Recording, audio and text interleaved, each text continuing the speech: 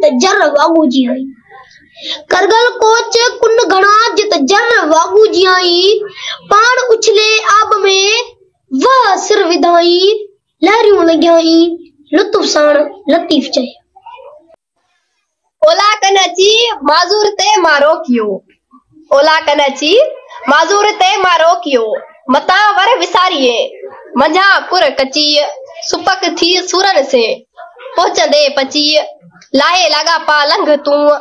सेड़न डा सची मजा राह रची थींदे लाल लतीफ चे हक लतीफ सच लतीफ पढ़ियो था पढ़न कढ़न कीन कुलूब में पढ़ियो था पढ़न कढ़न कीन कुलूब में पाणा डोह चढ़न जिए वर्क वराइन वितरा अखर पढ़ अलफ जो ब्या वर्क सब विसार अखर पढ़ अलफ जो ब्या वर्क सब विसार अंदर तू उजार पना पढ़ंदे केतरा कोने उत कोई हार जित तो भोरी भाइयों कोने उत कोई हार जित तो भोरी भाइयों पंध मकर पहाड़ दे वजूद ईवनकार धारिया भांजदार पुछ पिरिया कर पान तू मान पुछ नहीं सुपरी चिता लाह में चूर मान पुछ नहीं सुपरी चिता लाह में चूर कडे छड तू कलम मां मारे पूरो कूर हुन पर संदो हूर मथा तू वाफिए लतीफ सच लतीफ जिए जिए वर्क वराइए तिए तिए डिठो डोह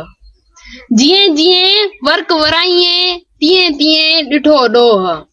तिया कहानी कबो कोह जे रहणी रहियो न सुपरी वढियल थी वायु करे कुठल कुकारे वढियल थी वायु करे कुठल कुकारे हुन पन पंजा सारिया ही हंजू हडन ले हारे दुखी तोय दुकार तोड़े वसन बिहड़ा दुखी तोय दुकार तोड़े वसन बिहड़ा साहिब हथ सुकार हिन वसाइन हथड़ा हक लतीफ सच लतीफ मान पुछ नहीं सुपरी चित में रख जो चीत सिर द्वारे साफ कर साबुड़ साण सुपीत सामुंडी सुचीत थीत पहुंची पार के अद्यू सब आदाम चढ़न मुजा चोरिया अद्यू सब आदाम चढ़न मुजा चोरिया लारन जा लहू लाई सके अच्छा आम लगे से जेजे लाम सो दिलासा दोस्त मुझे अंदर जुड़ जुड़ वाए बार न बरसे बूंद अंदर जुड़ जुड़ वाए बार न बरसे बूंद सजन जनिए जे हूंद से ओ काणन न क्यों हल हिए सी होत दे पेरे करम पंध हल हिए सी होत दे पेरे करम पंध राय पुछ मरंद ऋण रुआनी ससी